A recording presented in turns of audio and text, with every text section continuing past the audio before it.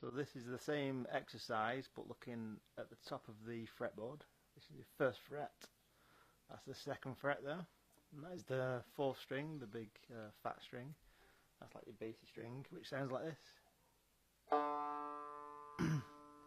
So we're gonna pluck, hammer on, pluck, and pull off. So it goes.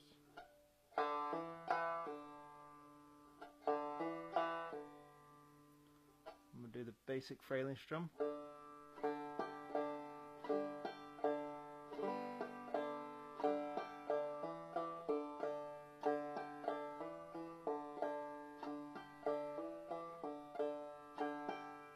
And you can do that on any string, so if I do it on the third string, second fret again, it goes.